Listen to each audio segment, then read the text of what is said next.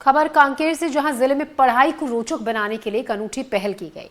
नरहरपुर विकासखंड में संकुल समन्वयक बसंत साहू ने केबीसी की तर्ज पर प्रतियोगिता का आयोजन किया। ऑनलाइन लाइव प्रतियोगिता को लेकर छात्र छात्राओं में उत्साह भी देखा जा रहा है। इस प्रतियोगिता में केबीसी की तरह ही fastest finger first rule follow किया जाता है। स्क्रीन पर सवाल आते ही सबसे पहले और सही जवाब देने वाले 10 छात्रों की लिस्ट भी दिखाई जाती है। प्रतियोगिता संपन्न होने के बाद सभी प्रतिभागी छात्रों को शैक्षणिक सामग्री पुरस्कार के रूप में प्रदान की जाती है। इस पहल ने शिक्षा को रोचक बना दिया है। मेरे स्कूल का नाम शासकीय माध्यमिक शाला मुरपाल दकनी है। आजकल हमारे सर लोग केबीसी द्वारा मोबाइल से पढ़ाई करवाते हैं, जिसमें बहुत सारे स्कूल के विद्यार्थी जुड़े रहते हैं और हमें 60 सेकंड के अंदर उत्तर देना होता है। जो सबसे फास्ट उत्तर देता है उसका नंबर बढ़ता है।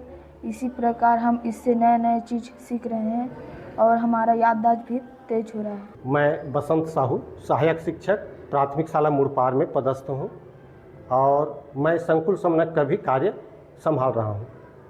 क्या है, अब मेरे को अपने स्कूल के साथ साथ अपने संकुल के अंतर्गत जितने भी स्कूल आ रहे हैं उनमें पढ़ने वाले बच्चों का भी स्तर को ध्यान में रखकर कार्य करना है। तो जो मैं नवाचार कर रहा हूँ वो अपने स्कूल के बच्चों के साथ ही साथ मेरे संकुल अंतर्गत स्कूल में पढ़ रहे सभी बच्चों के लिए काम आए। इसके लिए सामान्य ज्ञान की तैयारी के लिए बच्चों को रुचि ढंग खेल खेल में और रुचि पैदा हो, इसके लिए मैं ये केबीसी के पैटर्न में सामान्य ज्ञान का प्रश्न पूछता हूँ और यह ऑनलाइन भी होता है, लाइव भी होता है। मेरे स्कूल में लाइव बच्चे लोग शामिल होते हैं और मेरे संकुल के अन्य स्कूल के बच्चे हैं ना, उनके लिए मैं शिक्षकों को मोबाइल में लिंक भेज देता हूँ, वहाँ बच्चे ऑनलाइन जुड़े रहते हैं। रायपुर से डोंगरगढ़ के लिए तीर्थयात्री रवाना हो गए। सीएम विष्णुदेव साय ने तीर्थयात्रियों की बस को हरी झंडी दिखाकर रवाना किया। इस दौरान सीएम ने मां काली और मां बमलेश्वरी से छत्तीसगढ़ में खुशहाली, समृद्धि और शांति की कामना की। आकाशवाणी चौक से निकले श्रद्धालु माता की जयकारे और भजन कीर्तन करते हुए डोंगरगढ़ के लिए रवाना हुए। डोंगरगढ़ में मां बमलेश्वरी माता का स्थापना स्थल है।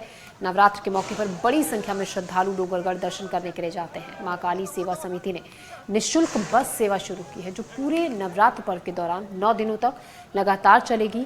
इस सेवा के तहत हर दिन 4 बसें रायपुर से श्रद्धालुओं को डोंगरगढ़ तक ले जाएंगे और उन्हें दर्शन कराकर वापस रायपुर लाएंगे।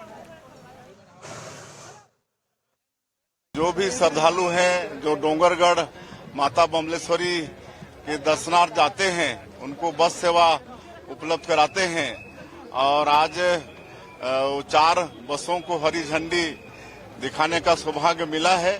बस को रवाना किए हैं और हम काली माता सेवा समिति को बहुत बहुत इसके लिए धन्यवाद देते हैं, उनको बधाई देते हैं इस उनके परमार्थ के काम के लिए। भोपाल में कैबिनेट बैठक में हुए कई अहम फैसले। 1320 मेगावाट के 2 थर्मल प्लांट जिन्हें मंजूरी मिली है, साथ ही 24,000 करोड़ की लागत से प्लांट बनाने का प्रस्ताव भी है। अमरकंटक के चचाई में लगाया जाएगा ये प्लांट। बैतूल के सारणी में भी लगाया जाएगा प्लांट। सरकारी अस्पतालों में साफ सफाई की रिपोर्ट भी देनी होगी। मेडिकल में फैकल्टी की कमी को दूर किया जाएगा। 354 पदों पर नियुक्ति को स्वीकृति मिली है। एमपी में शुरू होगी जल्दी हेलीकॉप्टर सेवा भी। पर्यटन, धार्मिक क्षेत्रों तक चलेंगे ये हेलीकॉप्टर। तो भोपाल में कैबिनेट बैठक में कुछ अहम फैसले लिए हुए और आकाश द्विवेदी इस खबर पर ज्यादा जानकारी के साथ हमारे साथ जुड़ रहे हैं।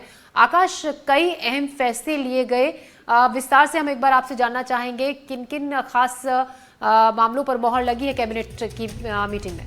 देखिए, मध्य प्रदेश में पर्यटन को बढ़ावा देने के लिए 3 सेक्टर में हेलीकॉप्टर सेवा पीपीपी मोड पर मध्य प्रदेश सरकार शुरू करेगी। मोहन यादव की कैबिनेट जो बैठक हुई आज, इसमें 36 अधिक शहरों और पर्यटन स्थलों तक हेलीकॉप्टर सेवा शुरू करने के प्रस्ताव को सरकार के कैबिनेट ने मंजूरी दे दी है। सरकार का दावा यह है कि इससे पर्यटन और व्यापार को बढ़ावा मिलेगा। इसके साथ ही 1320 मेगावाट के 2 पावर प्लांट लगाने को मंजूरी दी गई है। नगरीय प्रशासन मंत्री कैलाश विजयवर्गीय ने कहा कि सरप्लस पावर के लिए सारणी में 660 मेगावाट के थर्मल प्लांट लगाने का निर्णय किया गया। इसके साथ ही एक और अन्य स्थान पर एक नया प्लांट जो है वो लगाया जाएगा।